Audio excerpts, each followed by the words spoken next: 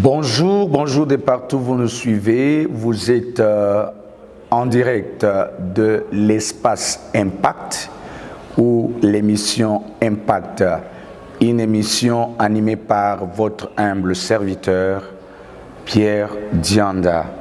Pierre Dianda, le pasteur de Logos Christian Church. Pierre Dianda, chantre adorateur de l'Éternel. Pierre Dianda, conférencier. Pierre Dianda, un enseignant de la parole de Dieu. Et nous voulons dans cet espace commencer par vous bénir.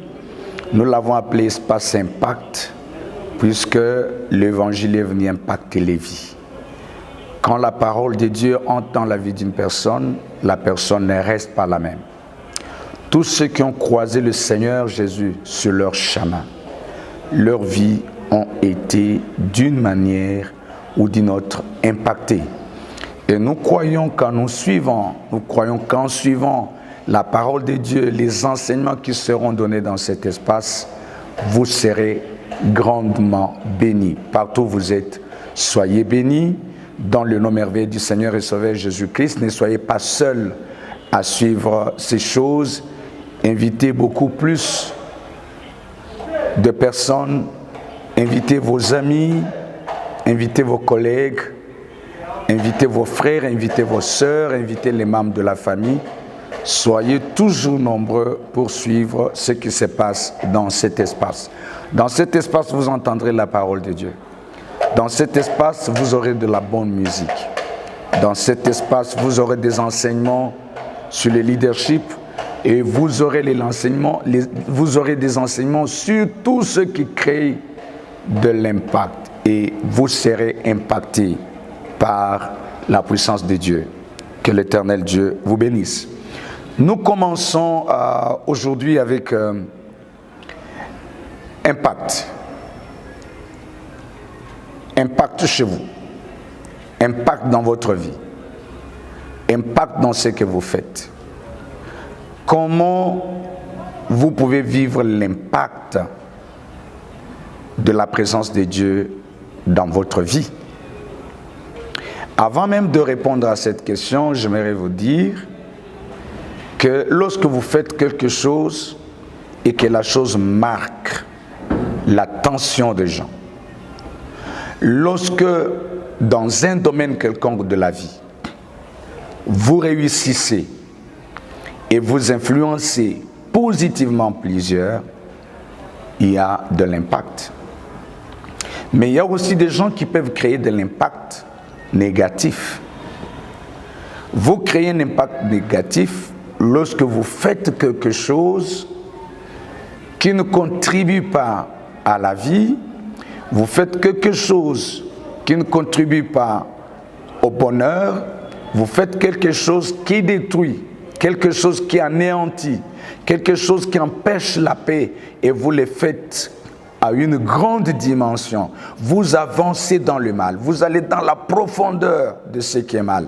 C'est aussi de l'impact, mais un impact négatif. Je ne suis pas venu parler de l'impact négatif. Je viens parler de l'impact positif. Et l'impact positif commence par la découverte de ce que vous êtes, par la découverte de la mission et le rôle que le Seigneur vous demande à jouer dans la société. L'impact positif commence lorsque l'homme découvre ses origines. Tu viens d'où? Tu es créé pourquoi? Tu es venu sur la terre pourquoi? Lorsque tu découvres le rôle et la mission pour laquelle Dieu vous a créé, vous pouvez marquer avec un impact positif. Mais avant de découvrir le rôle et la mission pour laquelle Dieu t'a envoyé sur la terre, tu es appelé d'abord à vivre la communion avec Dieu. Tu es appelé à revenir à ton Créateur. Pourquoi la communion avec Dieu? La Bible déclare que l'Éternel Dieu créa l'homme à son image. Puisque Dieu a aimé l'homme, il n'a pas voulu que l'homme ait l'image d'un animal, mais Dieu a préféré que l'homme ait son image. Et Dieu dit, faisons l'homme à notre image, selon notre ressemblance, pour que l'homme domine sur les choses que nous avons créées. C'est ainsi qu'en Genèse, vous pouvez commencer par le premier verset, le deuxième, la Bible dit que l'Éternel Dieu planta un jardin en Éden. Genèse 2,15. Il y plaça l'homme pour le garder et pour le cultiver. Dieu a créé l'homme avec amour. Dieu a créé l'homme avec joie. Dieu a créé l'homme avec l'objectif de vivre la communion avec l'homme. Dieu voulait que l'homme soit comme son ami. Dieu voulait que l'homme soit comme son collaborateur. Dieu voulait que l'homme soit son interlocuteur direct. Depuis Genèse. Regardez cet amour de Dieu, comment ça s'est manifesté à travers les choses que Dieu a créées. Dieu a créé toute la terre, avec tout ce que la terre égorge. Dieu a créé les forêts, les eaux.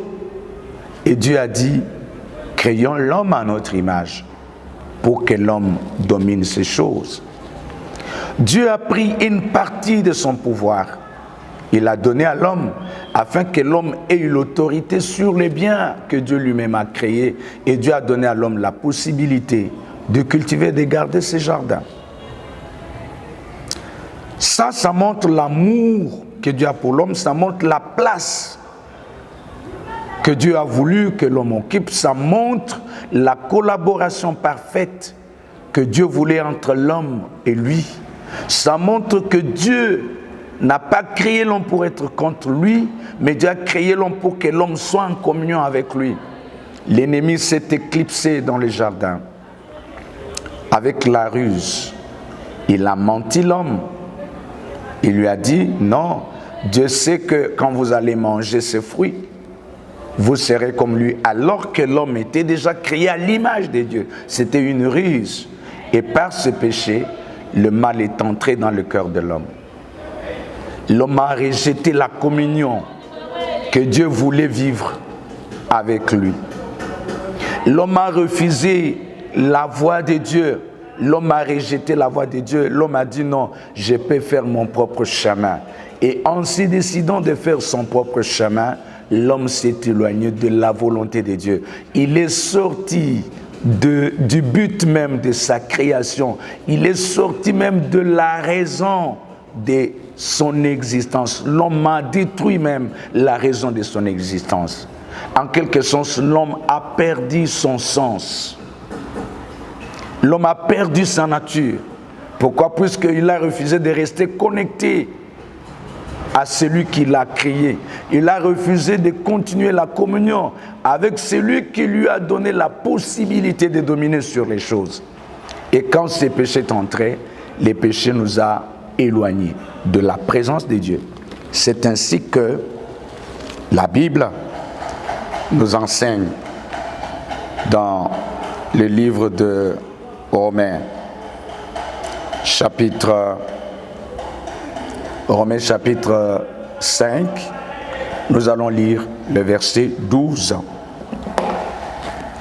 Excusez-moi de le lire pour vous.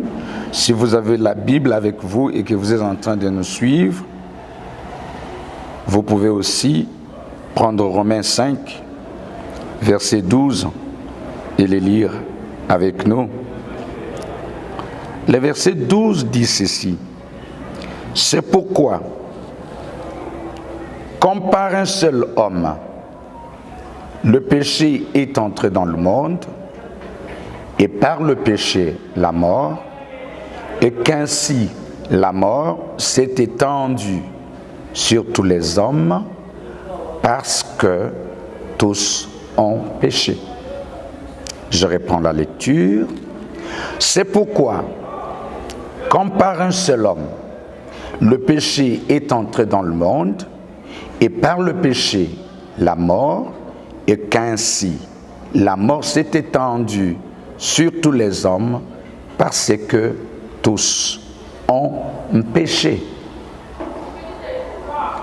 Je peux continuer. Car jusqu'à la loi, ça c'est le verset 13, le péché était dans le monde. Or, le péché n'est pas imputé quand il n'y a point de loi. Cependant, la mort a régné depuis Adam jusqu'à Moïse, même par ceux qui n'avaient pas péché par une transgression semblable à celle d'Adam, lequel est la figure de celui qui devait venir. Mais il n'en est pas du don gratuit comme de l'offense, car si par l'offense d'un seul, il en est beaucoup qui sont morts, à plus forte raison, la grâce de Dieu et les dons de la grâce venant d'un seul homme, Jésus-Christ, ont-ils été abondamment répandus sur beaucoup. Que Dieu vous bénisse. Ici, la Bible déclare qu'après le péché, après que l'homme ait péché, il y a eu séparation entre l'homme et Dieu. L'homme a perdu le pédale. Il est sorti du chemin. Il a marché hors la loi. Il a renié même l'origine de son existence. Comme par conséquent, il a perdu même la raison de son existence. C'est pourquoi la Bible déclare en Romains que tous son péché ont été privés de la gloire de Dieu. Ça devient un problème humanitaire. Pourquoi? Puisque Adam, le premier homme, était la figure de l'humanité qui devrait venir, de toi et moi, des hommes et des femmes d'aujourd'hui. Ayant péché, Adam a introduit toutes les générations qui devraient venir dans le péché. C'est pourquoi la Bible dit tous ont péché et ont été privés de la gloire de Dieu. Et la Bible dit même ceux qui n'avaient pas péché avec une transgression semblable à celle d'Adam. Pourquoi? Parce que quand Adam a péché, il a introduit la nature du péché dans le monde. Et l'homme a eu la nature pécheresse, la nature du mal. L'homme était devenu habitué au mal. Le mal a commencé à prendre partie de la vie de l'homme. Le mal était devenu une partie de la vie de l'homme. L'homme a commencé à respirer le mal, méditer le mal, s'élever contre son frère, la haine. Et tout ça, ça montre la conséquence, ça donne la conséquence de la séparation de l'homme avec son Dieu. Lorsque l'homme est sorti de la volonté de Dieu, il est sorti de la communion que Dieu voulait avec lui. Aujourd'hui, nous avons les conséquences. Et l'une des conséquences, c'est la mort. La Bible déclare que tous en péché ont été privés de la gloire de Dieu. Et lorsque la gloire de Dieu nous quitte, la mort prend la place. Et la Bible dit, le salaire du péché, c'est la mort. Et nous avons 3 sortes de morts. Toi, tu t'es dit, mais moi, je ne suis pas encore mort, pasteur, je suis vivant. Écoute, il y a la mort spirituelle, il y a la mort physique, il y a la mort éternelle. La mort spirituelle, c'est lorsque, depuis que vous êtes né, même si vous n'avez pas encore volé, même si vous n'avez pas encore pris une femme d'autrui, mais si vous n'avez pas encore reconnu le Seigneur Jésus-Christ comme Seigneur de votre vie, donc vous n'êtes pas venu en communion avec Dieu. Vous n'êtes pas réentré dans cette communion avec Dieu. Donc vous êtes appelé à sortir de cette nature adamique en croyant à l'évangile, en acceptant Jésus-Christ comme Seigneur et votre Sauveur, afin que cette nature adamique te quitte, cette nature du péché te quitte, et que tu sois pardonné et que tu acceptes de remarcher avec le Seigneur, réentrer dans cette communion avec Dieu, te réconcilier avec ton Créateur, reprendre ton rôle et la mission pour laquelle il t'a créé. Et pour que tu parviennes à cela, il faut que la communion soit rétablie. Et lorsque vous ne croyez pas, vous n'avez pas encore cru, vous êtes encore dans cette nature adamique. Vous êtes encore dans le péché. Vous êtes séparés de Dieu. La communion avec Dieu et toi n'existe pas. Ça, c'est la mort spirituelle. Vous êtes vivant, vous mangez bien, vous construisez bien, vous avez de belles maisons, vous avez de beaux immeubles, vous avez de beaux enfants, vous constituez une meilleure famille. Votre famille est modèle dans la société. Vous avez les moyens. Vous ne souffrez d'aucun besoin. Vous avez tout avec vous. Mais lorsque vous n'avez pas encore cru au Seigneur, vous êtes spirituellement mort. Et cette mort spirituelle dans laquelle vous vivez va vous entraîner à la mort physique. Puisque la mort physique, c'est une mort naturelle. Tout le monde va mourir. Personne ne sera exempté de cette mort. La Bible déclare qu'il est réservé à l'homme de mourir une seule fois, après quoi vient le jugement. Nous mourrons une seule fois, mais après cette mort, nous serons jugés. Jugés pourquoi? Comment tu as gardé la relation avec Dieu qui t'avait créé? Comment tu as considéré la communion avec Dieu? Comment tu as gardé la relation avec celui qui t'a créé à son image? Comment tu as gardé la relation avec celui qui t'a fait exister? Comment tu as géré ton existence en rapport avec ces dieux? Tu étais de ceux qui étaient contre Dieu, tu étais de ceux qui méprisent la vie de Dieu, tu étais de ceux qui ne considèrent pas Dieu à cause de votre argent, à cause de votre autorité, à cause de vos possibilités, ou bien vous êtes de ceux-là qui croient que vous avez été créés pour un but. Et pour bien jouer ces buts-là, vous devez garder la relation avec celui qui vous a, avec celui qui vous a créé, avec celui qui a fait de vous ce que vous êtes, avec celui qui est l'auteur, le géniteur de votre vie, l'auteur de votre existence. Il n'y a pas moyen de comprendre l'essence de l'existence de la vie si vous ne comprenez pas votre origine. Une fois que vous vous détachez de votre origine, automatiquement vous êtes sorti de la voie normale. Ça, c'est la mort spirituelle. Lorsque vous ne croyez pas encore au Seigneur, cette mort spirituelle va vous entraîner à la mort physique, je disais.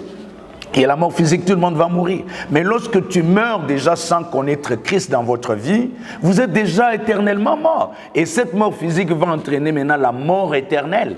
Puisque après la mort, c'est le jugement. Et tu n'auras plus le temps de revenir pour changer les habitudes, pour changer le comportement, pour dire non, je veux recevoir cette fois-ci Jésus dans la vie. Ça sera perdu pour toi. C'est pourquoi la Bible dit en Apocalypse, j'ai entendu une voix qui dit, heureux ceux qui meurent dans les Seigneurs, car leurs œuvres les suivront. Bien-aimés, les œuvres qui vont nous accompagner au jugement ou après la mort, pour être acquittés ou être condamnés, ce sont les œuvres que nous faisons maintenant, les actions que nous pratiquons maintenant. Pendant que nous sommes en vie aujourd'hui, ce que nous faisons constitue des provisions. Une provision pour le présent et une provision pour le futur. Alors si nos actes présents nous aident seulement à conserver la vie présente et ne nous aident pas à penser à la vie future, nous sommes perdus. Voilà pourquoi je t'exhorte, toi qui me suis. Si tu veux fuir la mort spirituelle, la mort physique, la mort éternelle, crois au Seigneur Jésus, tu seras sauvé, toi et ta famille.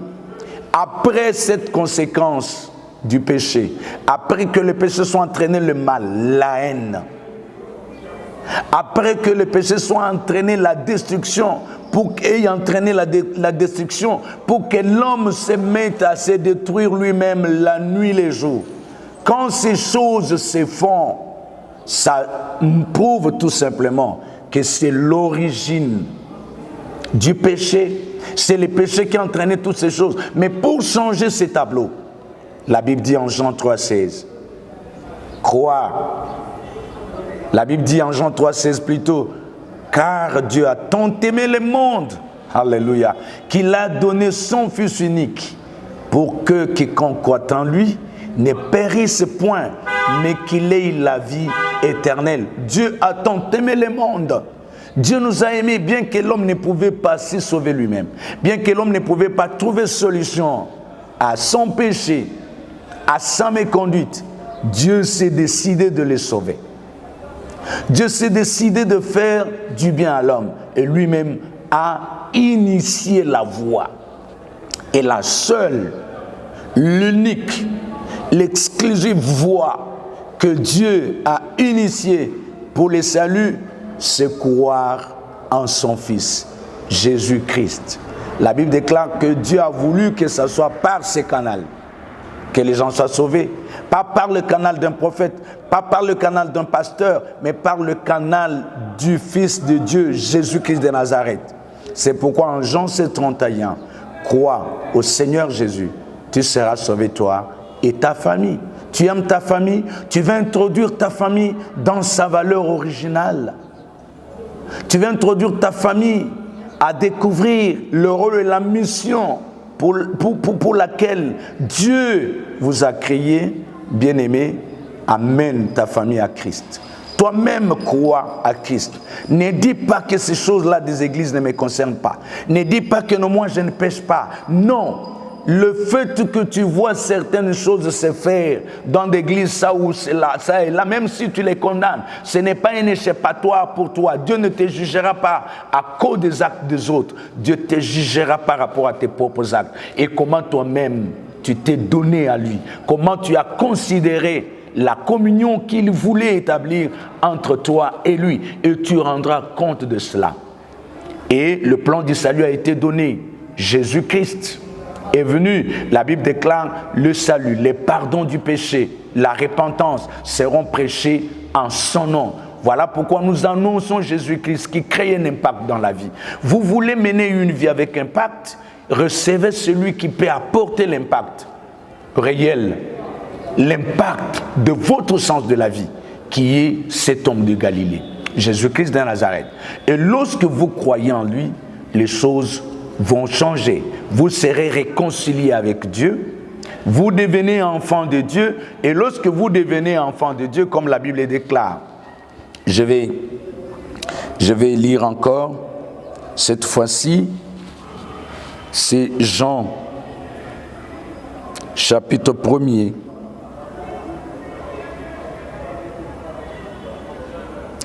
verset, voilà, chapitre 1er, je peux lire à partir du 12e. Mais à tous ceux qui l'ont reçu, à ceux qui croient en son nom, il a donné le pouvoir. Elle, c'est-à-dire la parole, je pourrais peut-être, avant de vous lire ça, lire chapitre 1 là.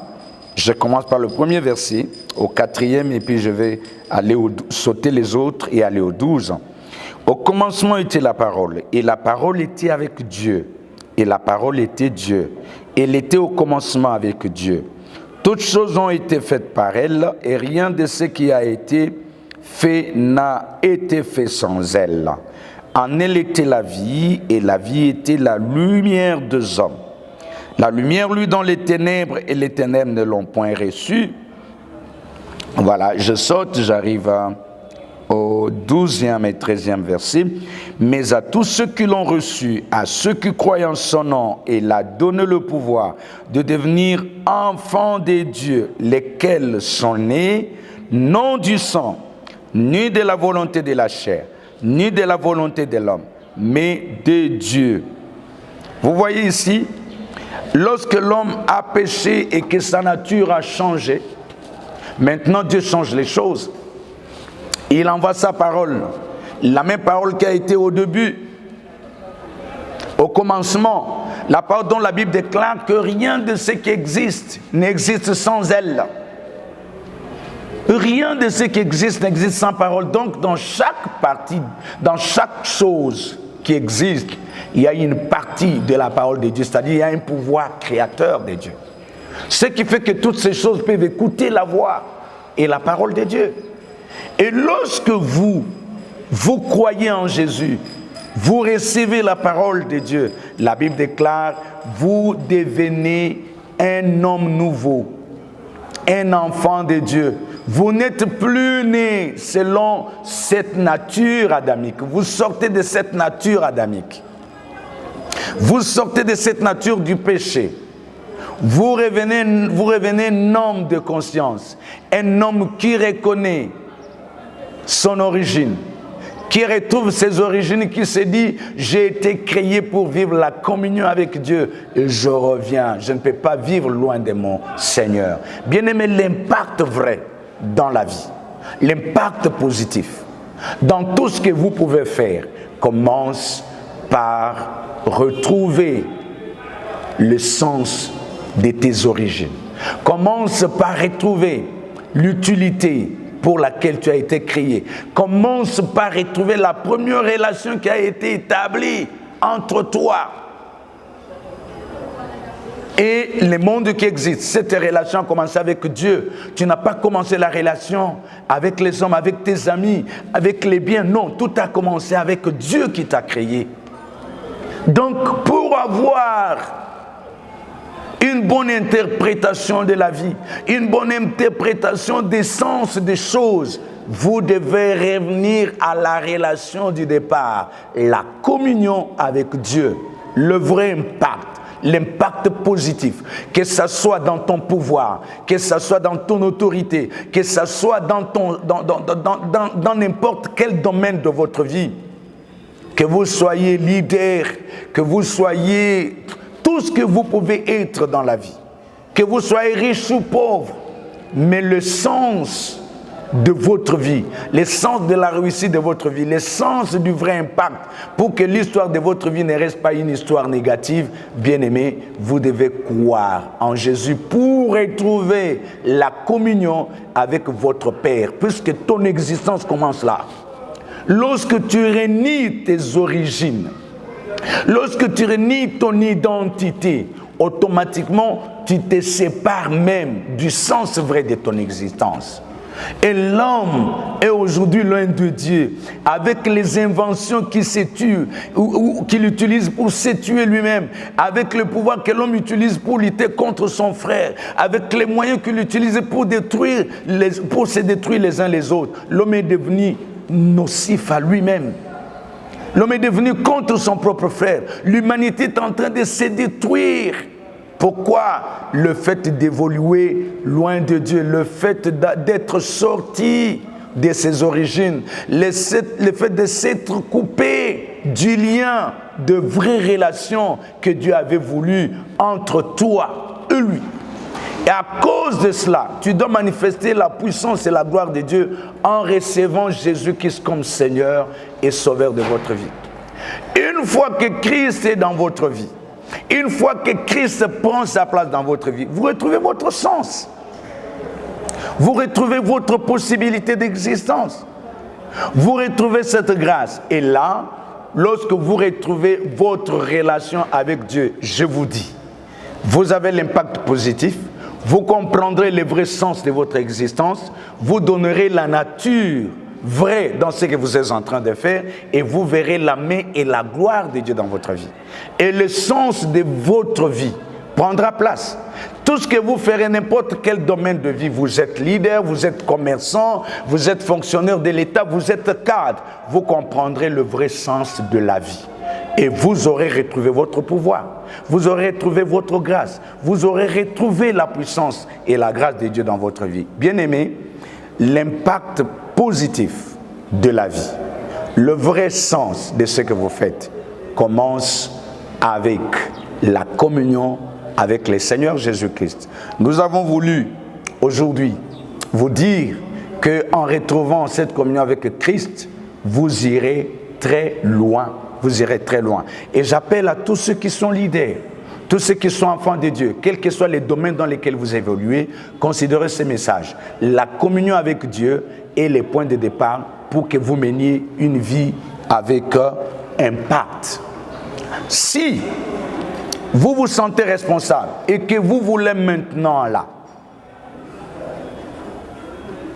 être en contact avec le Seigneur Jésus, je vais vous aider à le recevoir. Lorsque vous le connaissez déjà et que vous ne vivez pas en communion avec lui, je vais vous demander de reprendre, de vous réengager avec Dieu afin de mener une vie de communion, une marche parfaite avec lui. Et lorsque vous n'avez pas cru en Jésus, quel que soit votre titre, quels que soient vos moyens, je te prie de croire en Jésus-Christ que nous annonçons. de relations qui ont été détruites entre toi et Dieu, nous sommes là pour vous aider. Nous sommes disponibles. Vous pouvez nous contacter à travers cette chaîne, à travers cette émission, et vous verrez la main de Dieu dans votre vie. Cela ne veut pas dire que lorsque vous croyez en Jésus, vous perdez votre sens. Non. Au contraire, vous retrouvez le vrai sens. Est-ce que c'est pour dire que lorsque vous allez croire en Jésus, vous allez perdre les possibilités que vous avez? Non, si les possibilités que vous avez, vous changez, le Seigneur utilisera aussi les possibilités que vous avez pour vous donner le vrai sens à la vie. Voilà, bien-aimés. En conclusion, nous voulons dire que la vie d'impact commence avec le renouement de relations qui étaient perdues entre vous et votre Créateur. Tout commence par là.